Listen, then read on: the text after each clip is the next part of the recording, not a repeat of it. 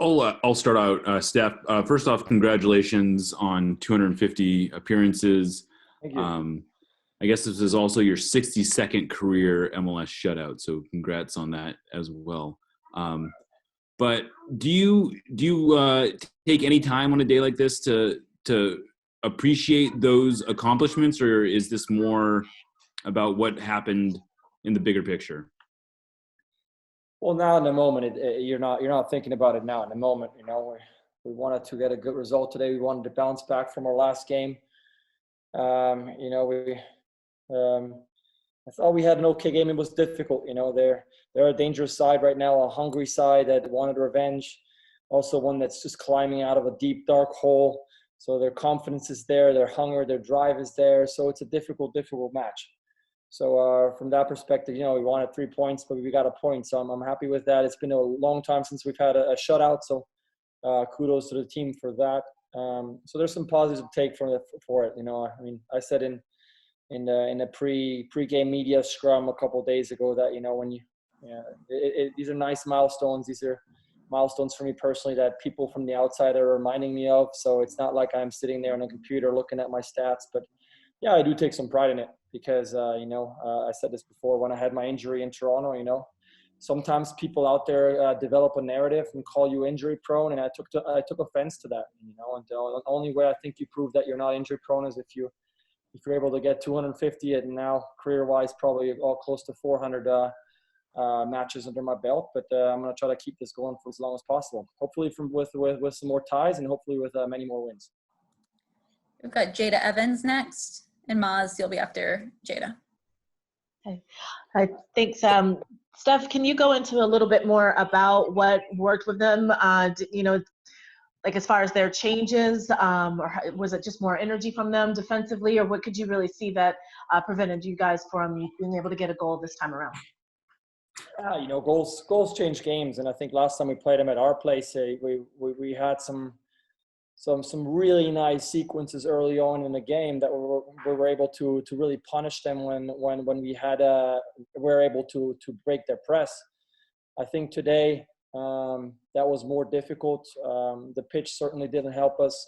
That's not really an excuse, but it makes it difficult. And we just lacked that tiny bit of finesse or control to really get out of a tight situation and create something. And like I said, last time I think we were able to really punish them and execute exceptionally well. On top of that, like I said, they're hungry. They're always hungry. If you play San Jose, you have to match their hunger if you want to compete and win. But they're definitely on a different level right now. They have that newfound confidence, a little bit of a chip on their shoulder, and they want to come after teams. They want to cause problems, and make them cough it up, and just overpower teams. So from that standpoint, I think we did okay. It's always difficult to face an opponent like that. So some positives I will look at are those. Masvita, you want to go ahead? Yeah, sure. I didn't know. Thanks. You're Thanks, good. Steph. The other thing is just what does it say about the character of this team when your center forward is clearing a certain goal from what it seemed like over here? What does that say about the character of the team and wanting to win when the goal scorer becomes the defender on that play? Oh, I love that. I love that because it shows that it's a sense of pride for the whole squad, right? I mean, when we score a goal, I'm in the back jumping around and celebrating. I take pride in when we score, when we have nice little connections, whether I'm involved really or not. I know I try to shout and be involved that way at least.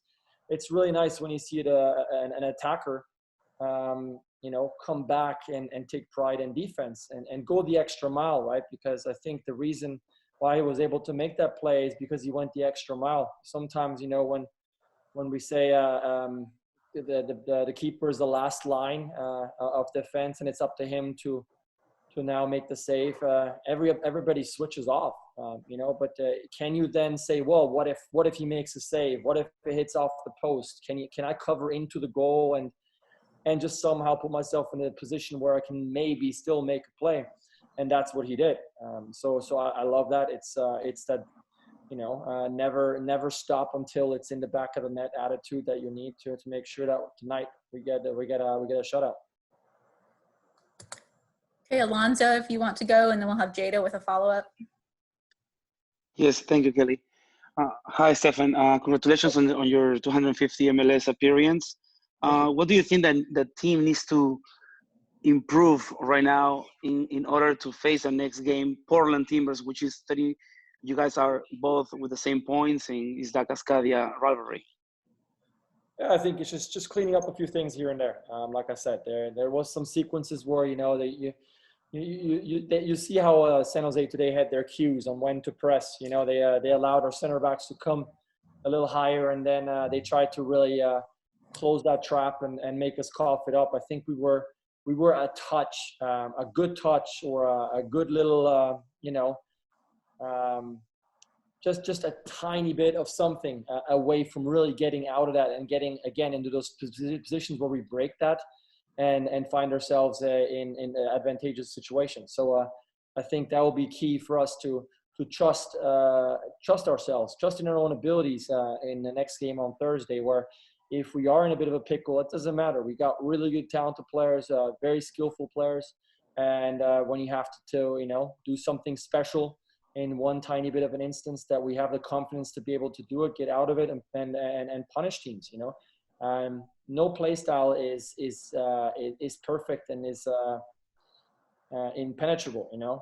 And I think we have qualities all over the pitch that give us multiple ways to break teams down. We have Will, who's a good target. We have guys that have pace that we can go behind. Today, I think our possession, our first touch on the passes was what let us down. And that's usually one of our strengths as well. So that will not need to come out in the next game. Jada, you go ahead. Yeah. Steph, I wanted to ask about the atmosphere. Can you kind of talk a little bit about that? I could hear car honking. I'm imagining, or I think, if I can remember, that this is maybe the first time you guys have had cars behind you, or behind you in goal. Yeah, it's kudos to them. I think this is a messed up year. It's nice when people get creative. I think that's nice of them to try to get their fans involved in a safe manner. Still allow them to be part of the experience, at least in a tiny way. So kudos to them. I think it's a really nice thing to try to still see a little bit of light in this strange year with the pandemic, and allow people to enjoy the beautiful game. So kudos to them. Jeremiah? Yeah, it just came out the other day that the Supporters Shield Foundation isn't planning on awarding Supporters Shield this year. What was the reaction? What was your reaction, and what was kind of the reaction in the locker room to that decision? I can just tell you my opinion, and my opinion is it took way too long for them to cancel that thing. I think when we came back from Orlando and they had made the decision, or had to make the decision, that Canadian teams had to play themselves or each other, and they couldn't partake, and teams had to play in their respective markets or regions. I mean, at that point, you're putting a huge asterisk on it already, and I think if you call it at that point, the teams that are at the top of the table right now maybe aren't as upset about it, because they knew what to get into. Obviously now, we have a couple teams that are right there. This trophy is a huge deal. This is by far the most difficult one to win, hands down.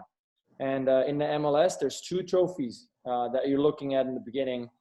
Every team looks at in the beginning of the year. It's Supporter Shield and MLS Cup. Yeah, obviously you have other competitions with CONCACAF and Open Cup, and then you have your regional battles, for us, Cascadia Cup and other things. But those are the two givens. And so they're everything we play for. And so I thought for them to kind of hold out until a couple of weeks before playoffs happen it was just a little too late for me. I think that call needed to be made way earlier, and put that thing to bed. Okay, I don't see anyone else with questions right now. If there is any, hop in. Otherwise, we'll let Steph wrap up. Okay, Jada, I see you. So we'll close with Jada. Well, I just want to, when you say that, Steph, can you, is it a matter of, I'm imagining that the mentality wouldn't have changed. I mean, what difference would that have made if they did call it earlier? Like, what significance would that have made? At least you would have known what you gotten into, you know. I think, like I said, you know, you're gunning for 2 trophies, right? The one that in Europe is the biggest one is our equivalent of a supporter shield, if you will. And so me coming from Europe, I think that is the one. You know, it's you can't limp into that trophy. You will have to have a really good year. And now I think if you call that one early and call it not on the fact that fans are not able to make it the game, but simply on the fact that this is going to be such an uneven playing field for some teams that you cannot say that it was a fair season. Then at least, you know, you can still tell teams, hey, the incentive at this point still is to come in high, come in and get that seed number 1, and hope that the playoffs can be played, you know, at home. We still don't even know exactly how playoffs would pan out, if that seeding still is relevant at this point. But because, you know, if we go to Orlando or wherever into a bubble, you can call a home team, whichever one you want to call a home team. It's not the home team anymore. So. But I just, like I said, I think it's a bit of unfortunate